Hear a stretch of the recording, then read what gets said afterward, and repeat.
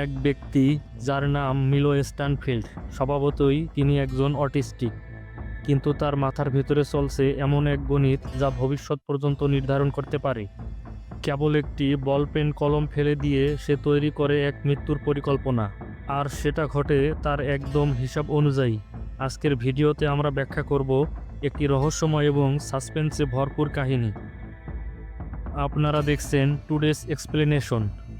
আসুন শুরু করা যাক এই চমকপ্রদ গল্পের ব্যাখ্যা। প্রথম দৃশ্যে মিলো অ্যানফিল্ড নামে এক ব্যক্তিকে দেখানো হয়, যিনি অটিজম স্পেকট্রাম ডিসঅর্ডারে ভুগছেন। তিনি নিউ জার্সির এক রাস্তায় দাঁড়িয়ে একজন নারীকে নজরে রাখছেন, যিনি একটি ফুলের দোকানে রয়েছেন। এ সময় মিলো চারপাশে ঘটে যাওয়া ঘটনাগুলোর সময় নির্ণয় করে জটিল হিসাব করতে থাকেন। তিনি লক্ষ্য করেন একটি যাত্রীবাহী বাস, একজন স্ট্রিট আর্টিস্ট, একটি গর্ত এবং একজন সাইকেল আরোহী। এরপর তিনি রাস্তায় গিয়ে গর্তের পাশে একটি ডাক বক্সের উপর একটি বল পেন রাখেন। কিছুক্ষণ পরে তার পরিকল্পনা অনুযায়ী একটি ট্যাক্সি গর্তে পড়ে, পানি ছিটিয়ে দেয়, যার ফলে বল পেন নিচে পড়ে যায়।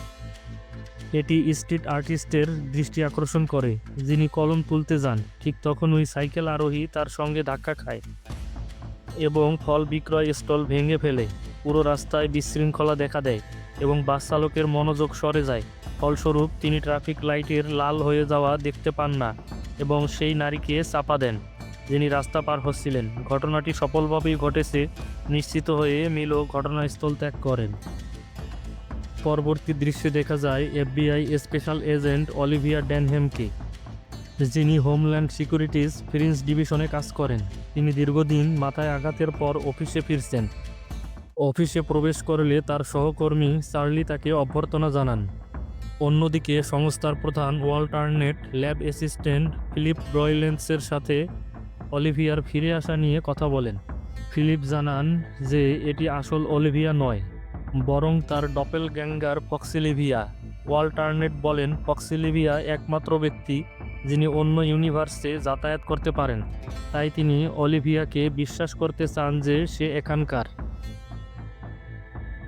এরপর চার্লি তার দলকে সাম্প্রতিক বাস দুর্ঘটনার সম্পর্কে জানায়, যা 2 সপ্তাহে 2বার ঘটেছে এবং প্রতিবারই একজন করে মারা গেছে। তারা দুর্ঘটনার স্থানে তদন্ত করতে যায়। এফবিআই এজেন্ট লিন্ডলি নেতৃত্ব দেয়, যার মুখে পোড়া দাগ রয়েছে। অলিভিয়া বাস চালকের সঙ্গে কথা বলেন, যিনি ঘটনার কারণে ভীত। এদিকে লিঙ্কন ঘটনাস্থলে বল পেনটি খুঁজে পান।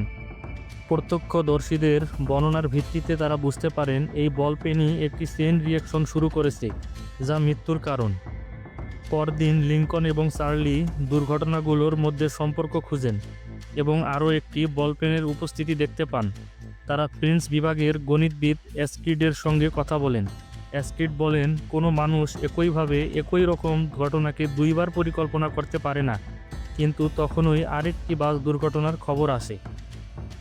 এবারের দুর্ঘটনায় কেউ মারা যায়নি। প্রত্যক্ষদর্শীদের মতে একটি কুকুর হঠাৎ রাস্তায় চলে আসায় বাসটি নিয়ন্ত্রণ হারায়। অলিভিয়া বলপেনটি আবারও খুঁজে পান এবং বুঝতে পারেন ঘটনাটি এখনও শেষ হয়নি।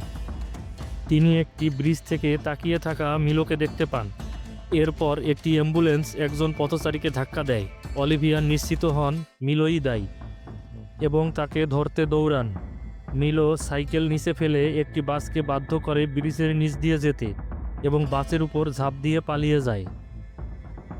মিলো বাড়িতে ফিরে এলে তার বোন ম্যাডেলিন তার প্রতি উদ্বিগ্ন প্রকাশ করেন।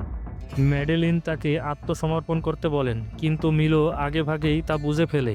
ম্যাডেলিন একটি ছোট্ট প্লাস্টিকের ঘোড়ার খেলনা দেখায়, যা তাদের মায়ের স্মৃতি বহন করে। এটি দেখে মিলো অস্বস্তি বোধ করে এবং চলে যান। অন্যদিকে এজেন্ট লি হাসপাতালে চেক আপ করতে যায় এবং অলিভিয়াকে অনুরোধ করে 3জন মৃত ব্যক্তির মধ্যে কোনো মিল খুঁজে বের করতে। অলিভিয়া তদন্ত করে জানতে পারেন 3জনই একটি মেডিকেল সেন্টারের সঙ্গে কোনো না কোনোভাবে যুক্ত ছিল।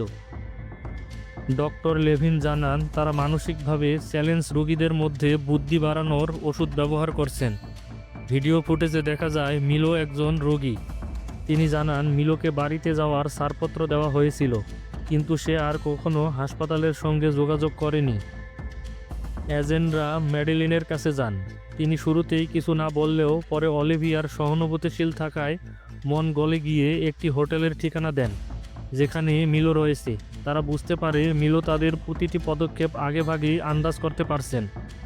তারা কোনো পরিকল্পনা না করেই সরাসরি হোটেলে যান। মিলো জানালার পাশে বসে সবকিছু আগেই পরিকল্পনা করে নেয়, কিভাবে সে অলিভিয়াকে নির্মাণ স্থানে নিয়ে গিয়ে তার মৃত্যু ঘটাবে।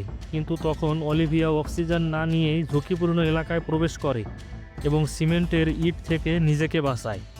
মিলোর হিসাব ভুল হয়ে যায়।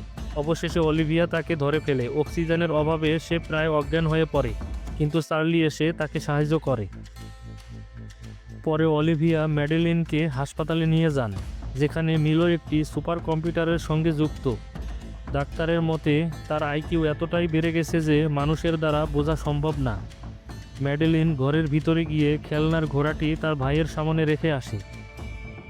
সন্ধ্যাবেলায় অলিভিয়া একটি দর্শন অনুভব করেন, যেখানে পিটার অন্য ইউনিভার্সে তার প্রেমিক। তাকে বলেন সে এই ইউনিভার্সে ঠিক নয়।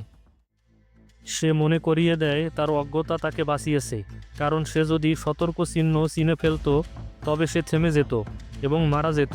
পিটার তাকে স্মৃতিগুলো মনে করার জন্য উৎসাহ দেয় এবং বিদায় জানানোর আগে তাকে চুম্বন করে। এই ছিল আজকের ব্যাখ্যা। গল্পটি কেমন লাগলো জানাতে ভুলবেন না কমেন্টে। ভিডিওটি ভালো লাগলে একটা লাইক দিন, আর নতুন নতুন গল্প পেতে চ্যানেলটি সাবস্ক্রাইব করে বেল আইকনটি চাপুন। দেখা হবে এমনই আরও চমকপ্রদ এক গল্প নিয়ে পরবর্তী পর্বে।